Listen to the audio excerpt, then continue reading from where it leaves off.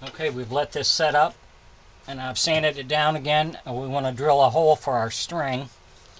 So we're going to go right in here.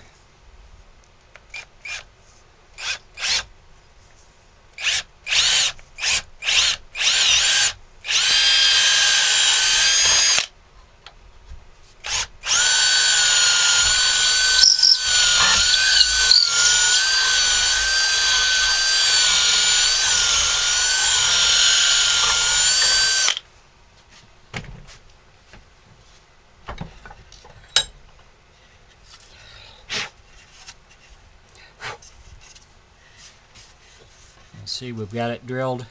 This is where our string is going to go, up through here and down through there. Now we're ready to go in and